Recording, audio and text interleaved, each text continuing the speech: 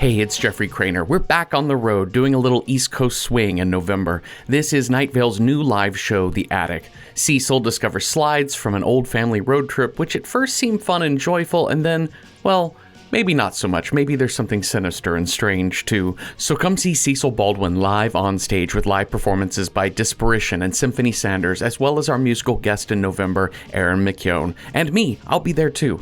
We're in D.C. on November 9th, Charlottesville on the 10th, Richmond, Durham, Charleston, South Carolina on the 11th, 12th, and 13th, then Tampa on the 16th, Fort Lauderdale and Jacksonville, Florida on the 17th and 18th, and finally Atlanta on November 19th. You can get tickets for this and all other dates, including European shows in March, over at welcometonightvale.com/live.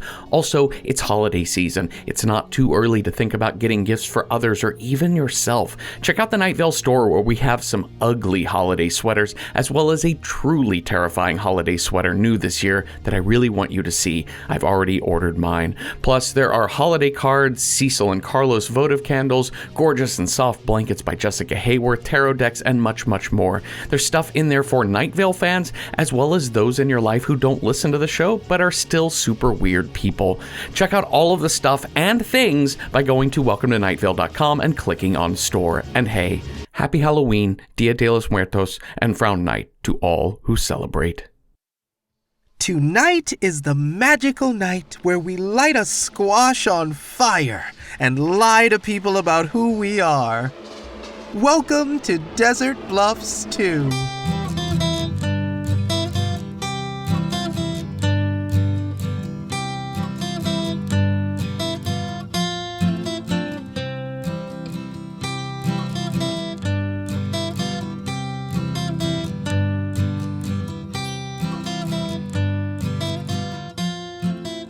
Happy Frown Night, Desert Bluffs 2.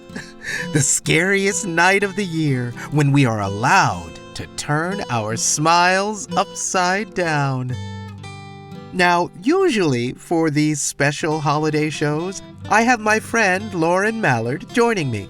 But I haven't seen her for years, ever since her mismanagement of the Mudstone Abyss construction project, which was the same night she was deposed as mayor. I miss Lauren. Well, guess it'll just be me today. And honestly, it's nice to be able to talk about this special day all by myself. Hi, Kevin. Oh, smiling God! Oh, Lauren, I didn't even hear you come in. How you been, pal? It's been too long. Fine. And you look great. As always, you always look great. You're glowing, literally. There's light radiating from your head. Oh, that's because I got a new job. I'm now High Priestess of the Joyous Congregation of the Smiling God. Did you go to school to become? Priesthood is bestowed upon the chosen, Kevin.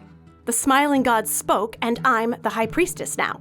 Congratulations. I'm speechless, Madam High Priestess. We're old friends. Call me Mother Lauren. Welcome to my show, Mother Lauren. Our show. We do the show together. It's a holiday special after all. And I want to wish you and all our listeners a very happy Frown Night. Of course. And it looks like you've already painted on your frown, Mother Lauren. You must be very excited for this day. Seems like you've forgotten, Kevin. That's just how my face looks now, after what the angry mob did to me. After I was removed from my position as mayor of Desert Bluffs 2, which only happened because you didn't like the work I was doing on the Mudstone Abyss. So I have a tattooed frown. All the time. Everywhere I go, I have to tell people no. Look at my actual lips, my actual teeth. I am smiling. I am. Please, believe me. And they do, because I am the High Priestess of the Joyous Congregation of the Smiling God, and they weep when they see my eyes. The Smiling God must have chosen me because I have suffered so greatly. Only those who have been to the bottom can rise to the top, and only those who understand suffering may righteously demand suffering. So no, this isn't makeup. It's permanent. It's what my face looks like after all that. It seems maybe you've forgotten. Of course, the frown isn't my real mouth, see? I'm smiling with my actual lips and teeth, look. You're not looking. I'm opening my mouth to you and you're closing your eyes, Kevin. Look at these teeth and tell me I'm not happy. You're very happy, Mother Lauren. Thank you for sharing your pleasure with me. Great. Let's talk about Frown Night, Kevin. Old friend. Are you dressing up for the occasion? Of course! As a child, I loved dressing up for Frown Night. The costumes are my favorite part. One year, I dressed up as the concept of ennui. Everyone was so frightened when they saw me. Another year, I went as an elderly divorcee. And this year, I'm going as Daniel Day-Lewis. Oh, that's a good one. But I do wish he'd smile more. What about you? Oh, I have a standard headdress made of pig's teeth that I have to wear for all religious holidays, plus the golden robe that covers my entire body, so no costumes for me anymore. But a few years ago, I had a great outfit for Frown Night. I went as massive corporate layoffs. Everyone was so upset. My favorite part of Frown Night isn't just the costumes, though. It's going door to door trying to make other people frown. If you succeed, they give you candy, and if you don't, they give you something that looks exactly like candy, sealed up in official-looking candy wrappers to the point where it looks like real candy, but it's actually fish. Oh, who doesn't love going door to door and shouting, "Sob or cod?" with your shoulders slumped, eyes downturned? It's every kid's favorite night of the year. I remember as a child, when Frown Night ended, I'd take my bag of loot and sit on the highest level of the lighthouse. Oh, the one at the top of the mountain? Of course that one! Where else would you put a lighthouse, Lauren? I was thinking it might be the lighthouse in Dust Valley, next to the abandoned submarine. Or the one in the frozen food section at Vaughn's. No, never those. I liked the one on top of the mountain the best because the light still works, and under the spinning lamp I would open my bag, carefully pulling out each piece of candy. Snickers, Reese's, Manischewitz, Pep Boy's generic store brand. All the classics. And then I would smell each one, making sure it wasn't warm, uncooked halibut or tilapia. Ugh, tilapia was the worst, always. There was an old lady on my street who made giant popcorn balls out of tilapia and canned hominy. Oh, they looked so delicious, but if you bit into them without smelling first, you'd have stomach pains for weeks. It's all part of the spirit of Frown Night. Sure is. In fact, shall we tell the story of Frown Night? We shall. Many years ago, in a small desert town, there lived the Schlecht family. There was Mr. Schlecht, Mrs. Schlecht, Sister Schlecht, Brother Schlecht, and even their dog, who was a basset hound named Malo. They were very, very mean, and they went around making everyone else very, very unhappy. The Schlechts did not smile. The Schlechts believed only in smiling when they felt happy, which was not all the time. Not all the time? That's a long way to say never, Lauren. You always have such good grammar tips, Kevin. Nothing makes me happier than hearing about errors in my speech. The best way to improve oneself is to hear about your imperfections from others. Not only did the Schlechts refuse to smile all the time, they did other horrendous things, like refusing to hold the door for other people, even though those people were within 400 yards of the entrance. One day, while visiting a bakery, a place with nothing to offer but happiness, Mr. Schlecht ordered a strawberry tart. But when the tart came, he said, "I'm sorry, this is a banana fudgesicle, and that's not what I ordered." How rude! He didn't. He did. And when they brought him the strawberry tart, you know what he said? He didn't say, "Praise the smiling God, and may happiness swallow you whole." No. Mr. Schlecht said nothing. He just nodded and left. No smile. No fealty to our blessed devourer. Ooh, this is such a scary story. I love it. But let's talk now about tonight's costume contest at the rec center. Before you go out tonight sob or codding, friends, make sure you stop by the rec center at 6 p.m. and show off your scariest frown. It's the one night a year where all frowns are legal, and you can even win prizes. First place gets dental surgery. It's not free, but it's mandatory, which is pretty much the same thing. Second place gets driven out into the desert and left there. Third place gets shunned, but don't worry, I'm sure you can do better than third place. Okay, let's get back to our story about the Schlecht family. And I want to add that the smiling god loves all its children, no matter what, unless you're shunned. If your community doesn't want you, the smiling god doesn't either, so make sure you get one of the top 2 spots in the costume contest. And now, back to the story of Frown Night. One day, Mrs. Schlecht told her, Lauren? Mother Lauren? Where did you go? I'm here. I can't see you. Your chair is empty, but I hear your voice. I'm with you. I'm always with you, my child. Continue with your story. You have my blessing. Thank you for your blessing. But also, it's my radio show, so I'll continue either way. Of course. Free will does seem real, doesn't it? So... One sunny day, Mrs. Schlecht saw her neighbor, Ms. Felice, outside on her lawn.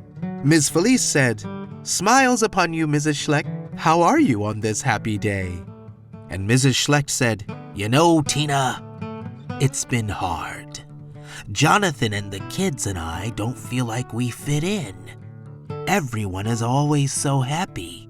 Everyone is always smiling. And sometimes we feel lonely and unfulfilled because we do not feel happy every second of every day.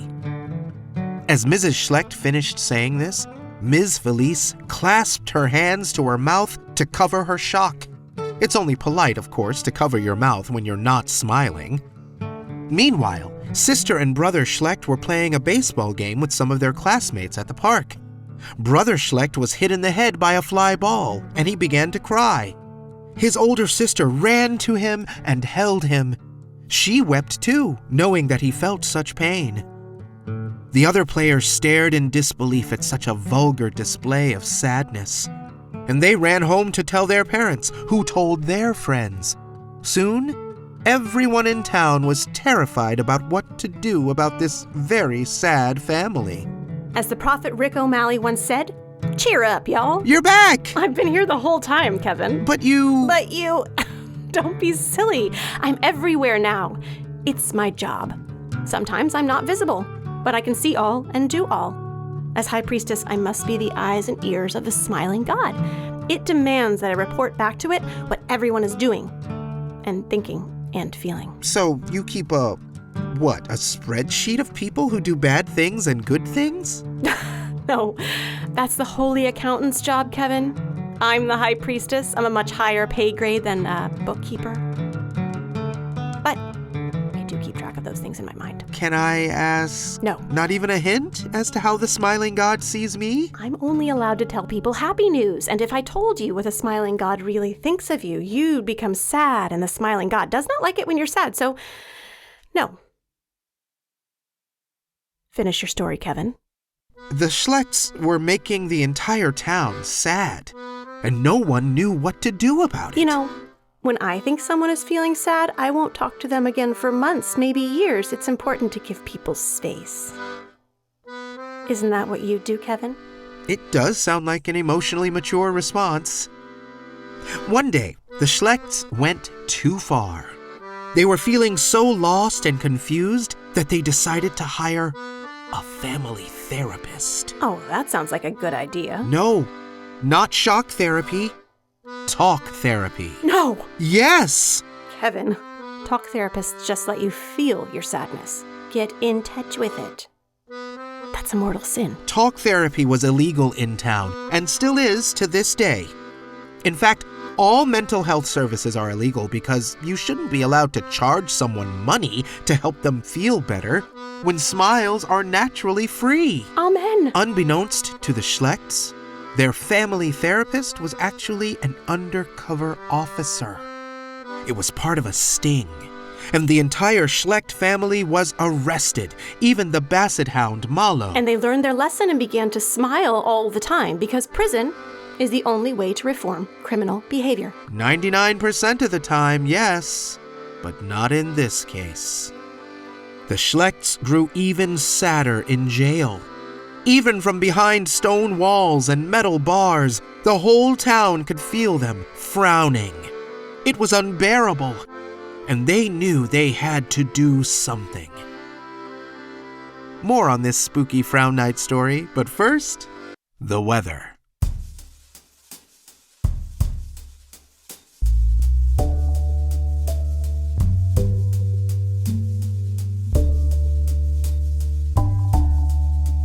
It was summer school, but he brought me to church.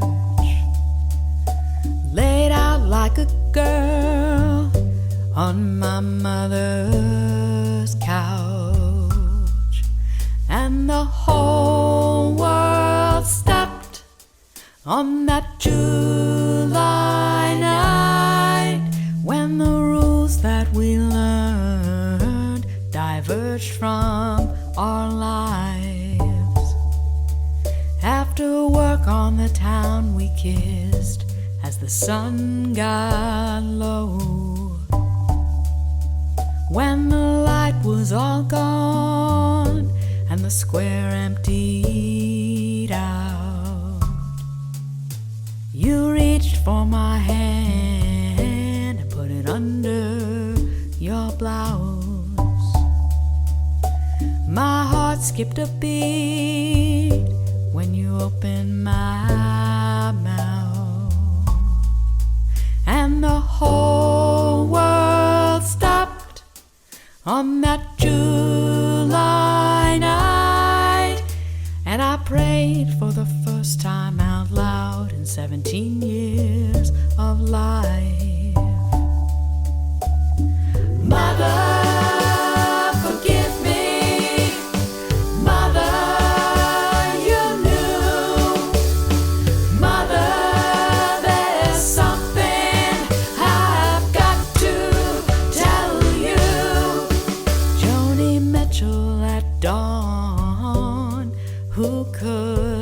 forget, and dancing at Merriman's in their back room. When the music stopped on that July night, we kept singing out loud as we could. We kept singing for life. When the music stops on a July night, we sing for ourselves, we sing for our lives. We sing for ourselves, we sing for our lives. Listeners, Lauren's gone again. Still here. Just because you can't see me doesn't mean I can't see you, Kevin. I take it back. Lauren's always here. Mother Lauren, please. And finish your story, child. Mother Lauren, yes. So, the town knew they had to help the Schlechts, and they rallied together like any good community would when one of their flock was suffering. The whole town showed up at the jail one night, and they broke in and fed the Schlechts candy. Candy always makes people happy. And it worked! Hooray! But 30 minutes later, the Schlechts were sad again, complaining about something they called a sugar crash. I don't know that phrase. It sounds Latin. Were the Schlechts trying to chant a curse on the town? The candy having failed, the town hired the famous clown Pagliacci to entertain the Schlechts. It would be hard not to feel joy and peace when a clown visits you unexpectedly in a locked room. But the Schlechts only screamed in horror at Pagliacci's famous routine where he stands motionless at the end of a long, darkened corridor. goodness, that's adorable. It is! But for some reason it caused the Schlechts to shiver in fright. At this point, the town had only one plan left. They grabbed the Schlechts and pinned them down. Using house keys and fingernail clippers and whatever else they could find in their homes, the whole town carved smiles into the Schlechts' faces. But this failed too, as the Schlechts wailed and moaned about the pain. Of course they did. They were all out of ideas. But then, they remembered the lessons of their divine devourer, the smiling god. The word is the truth. They carried the Schlechts to the River of Joy and baptized each one of them by pushing their faces into the rushing, muddy sludge of the water. And it was a success! The Schlechts were no longer frowning. Praise to the beast with 1,000 legs and 1,001 teeth. Yes, Mr. Schlecht, Mrs. Schlecht, Sister Schlecht, Brother Schlecht, and even the basset hound Mallow each sank deeper and deeper into the thick river until they were all gone. Their souls were delivered down into the fiery depths of love and compassion. Joy, joy, joy, joy. And every year on this night, what we now call Frown Night, we paint our faces with frowns and dare each other to make us sad. And if we fail, we're given fish flesh in candy wrappers. It's important that we face our greatest fear, and that is sadness. And it's important that we face our pasts, too. The story of the Schlechts is not always a happy one, but we must make amends for the wrongs of history. Of course. Because to ignore our past is to destroy our future. I hope you don't have anything in your past that you've not atoned for, Kevin. No, I'm good. Of course you are. Well, I'm going to wear my tattooed frown to the costume contest now. It's not a tattoo I ever wanted for myself, and it was certainly not a punishment that I deserved, but yet, like all things in earth and sky, it makes me very, very happy.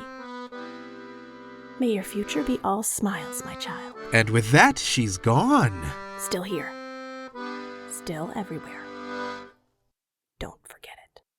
Stay tuned next for a hissing crowd celebrating a third-place finish. And as always, until next time, Desert Bluffs 2. Until next time.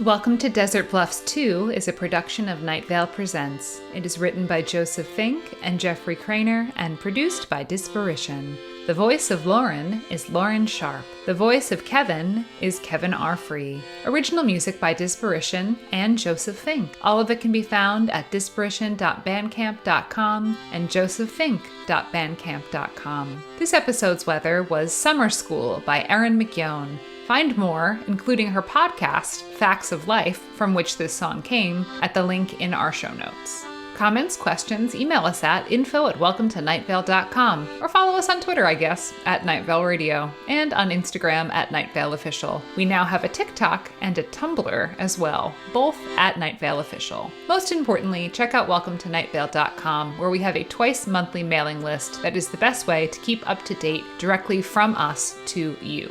You can learn about things like our brand new live show, The Attic, touring throughout the rest of the year and in 2024.